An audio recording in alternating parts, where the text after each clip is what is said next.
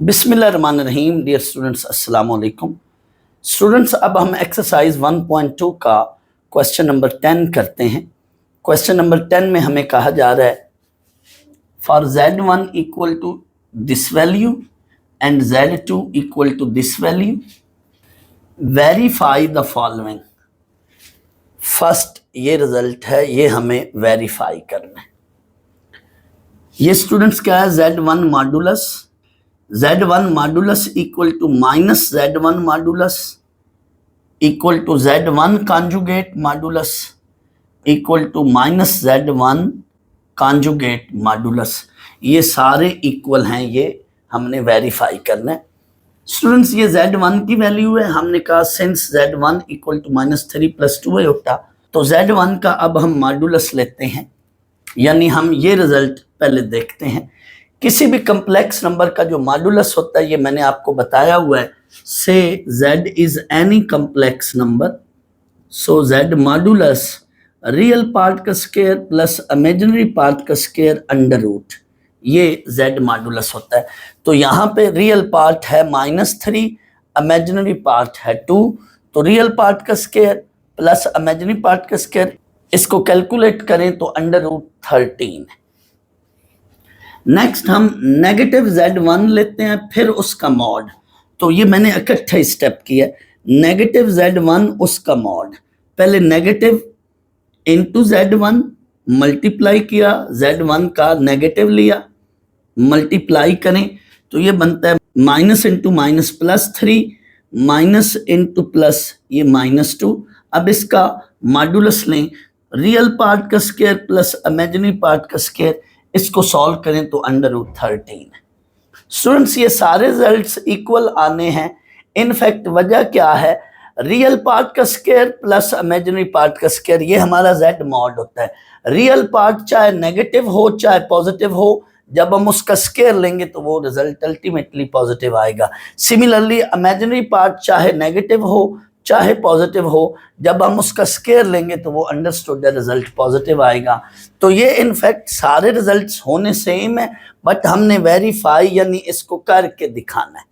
Next है z1 conjugate उसका mod. अब z1 ये है, इसके ऊपर कॉन्जुगेट लगाया, साथ मॉड लिया।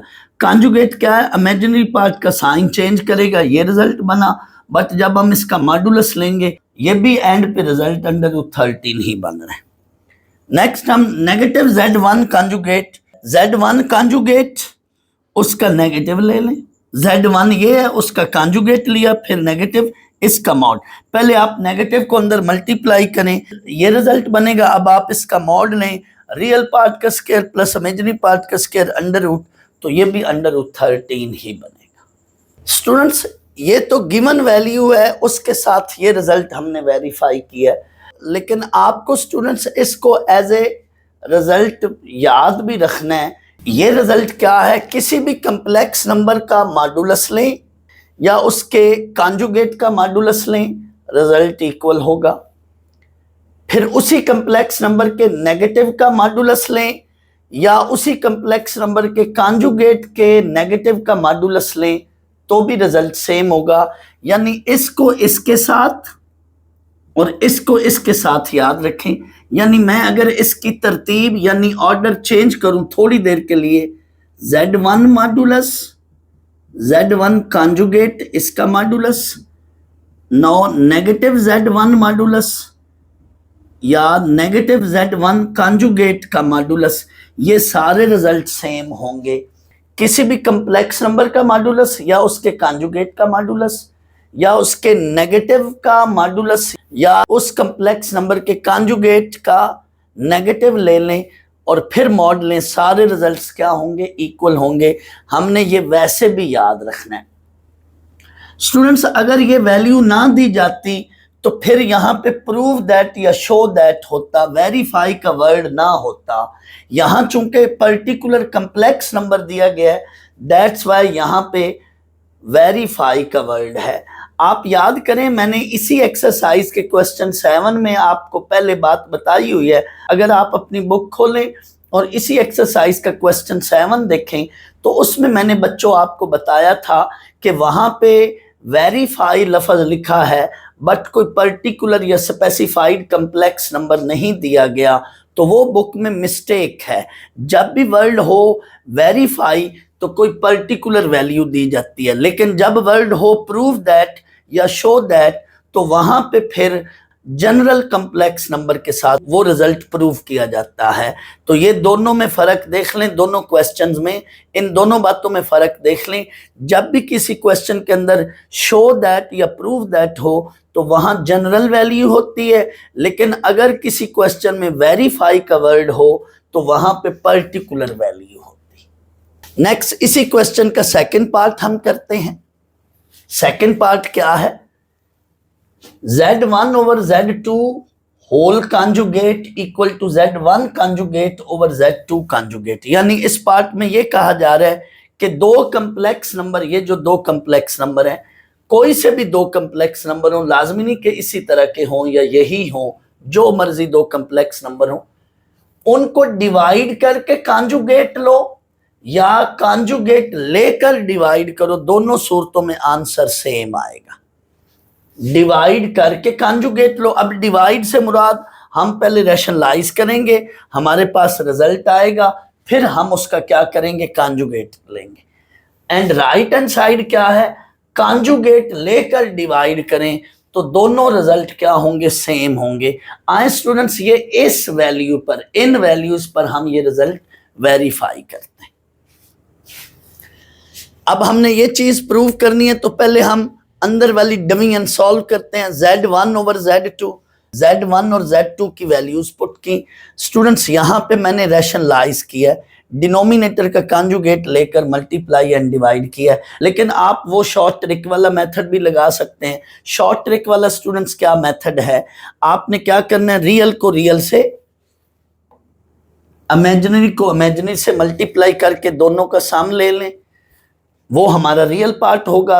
अब आगे इमेजिनरी पार्ट क्या होगा, आपने आयोटा के बगैर इनका डिटर्मिनेंट ले लें और डिटर्मिनेंट के साथ क्या डालेंगे, बाहर आयोटा, तो ये आपका वो आंसर आ जाएगा। ये चेक कर लेना, मैंने रैशनलाइजेशन से किया है क्योंकि बाद स्टूडेंट्स को वो ट्रिक भूल जाती है, तो आप ये रैशनलाइजेशन वाला मेथड देख लें। रैशनलाइजेशन किया, जहाँ भी आयोटा स्क्वायर आएगा वहाँ पे हम नेगेटिव लाएंगे, तो ये हमारे पास जस्ट Z1 ओवर Z2 की वैल्यू आई है। बट हमने क्या करना है, टू प्रूव दिस रिजल्ट, अब हमने इसका क्या करना है, कॉन्जुगेट लिया। स्टूडेंट्स, इस रिजल्ट का हमने कॉन्जुगेट लिया। कॉन्जुगेट क्या है, इमेजिनरी पार्ट का साइन चेंज कर देता है, तो ये हमारी लेफ्ट हैंड साइड का रिजल्ट आया। अब हम राइट हैंड साइड प्रूव करते हैं, Z1 conjugate over Z2 conjugate. Student, Z1 और Z2 की हमें वैल्यू मालूम है, वो ली और ऊपर कॉन्जुगेट डाला, दोनों का कॉन्जुगेट लिया। अब हमने इसको रैशनलाइज करना है। स्टूडेंट्स, ये रैशनलाइज किया, ये मेरे पास स्पेस कम है, मैंने एक दो स्टेप शॉर्ट कर लिए। ये देखो 6 आयोटा स्क्वायर है तो ये -6 बन जाएगा, -3 - 6 दैट इज -9 +7 आयोटा, और ये नीचे स्टूडेंट्स 10 बनेगा, तो दोनों को अलग अलग डिवाइड कर लिया। ये स्टूडेंट्स हमारी राइट हैंड साइड है। आप चेक कर लें, left hand side and right hand side equal हैं, तो हम कहेंगे हैंस, आगे ये रिजल्ट इधर लिख लेंगे। यहाँ पे स्पेस कम है, दैट्स वाई मैंने नहीं लिखा। जैसे यहाँ पे मैंने एंड पे लिखा है hence this result is verified, hence लिख दिया। यहाँ पे भी आपने आखिर में एंड पे क्या लिखना है, हैंस, आगे ये रिजल्ट लिख। स्टूडेंट्स, इस क्वेश्चन के बाकी पार्ट्स, बाकी भी जितने पार्ट्स हैं वो भी अभी मैं करता हूं, लेकिन मैं आपको बताता चलूं कि इस क्वेश्चन के जितने भी रिजल्ट्स हैं उनको आपने वैसे भी याद रखना है एक की फैक्ट के तौर पर, क्योंकि एमसीक्यूज में आ जाता है कि which one of the following is true, तो वो बताना होता है कि कौन सा रिजल्ट ट्रू है, तो की फैक्ट के तौर पे भी इनको याद रख लें। स्टूडेंट्स, अब हम क्वेश्चन 10 का पार्ट 3 करते हैं। पार्ट 3 में हमें क्या करना है, Z1 into Z2 whole conjugate equal to Z1 conjugate into Z2 conjugate, ये हमें प्रूव करना है। स्टूडेंट्स, बुक में यहाँ पे ब्रैकेट नहीं है, मैंने सिर्फ ब्रैकेट इसलिए बनाई है कि आपको और वाज़े या क्लियर हो जाए। स्टूडेंट्स, इस सवाल में कहा क्या जा रहा है, हमें मैसेज क्या मिल रहा है, हमें ये कहा जा रहा है कि आप मल्टीप्लाई करके कॉन्जुगेट लें या अलग अलग कॉन्जुगेट लेकर मल्टीप्लाई करें, दोनों तरह से आंसर या रिजल्ट सेम होगा। स्टूडेंट्स, जैसे पार्ट 2 में हमें ये मैसेज मिल रहा था कि डिवीजन करके कॉन्जुगेट लें या कॉन्जुगेट लेकर डिवीजन करें, दोनों तरह से आंसर या रिजल्ट सेम आएगा। यहाँ पे मल्टीप्लिकेशन में हमें वही बात कही जा रही है। तो आए हम इन वैल्यूज़ के साथ इसको वेरीफाई करते हैं। हम पहले अंदर वाला जो प्रोडक्ट है या मल्टीप्लिकेशन है, पहले हम ब्रैकेट के अंदर वाली मल्टीप्लिकेशन बनाएंगे, फिर उसका क्या लेंगे, कॉन्जुगेट। हमने Z1 इंटू Z2 इनको मल्टीप्लाई किया, सिंस लिखें या हेयर Z1 इंटू Z2 लिख लें, जैसे आपकी मर्ज़ी। Z1 इंटू Z2, Z1 और Z2 की वैल्यूज़ ली हमने, इनको आपस में स्टूडेंट्स मल्टीप्लाई करें। जहाँ पे आयोटा स्क्वायर आएगा वहाँ पे आपने क्या करना है, -1 लिखना है। सो दैट्स वाई अगले स्टेप में ये +6 हो गया। रियल को रियल के साथ ऐड कर लें, इमेजिनरी को इमेजिनरी के साथ। तो हमारे पास 3 + 11 आयोटा आई है Z1 इंटू Z2 की वैल्यू। बट हमने अब इसका क्या करना है, कॉन्जुगेट लेना है। तो नेक्स्ट हमने रिक्वायर्ड रिजल्ट के साथ लिखा टू प्रूव दिस रिजल्ट।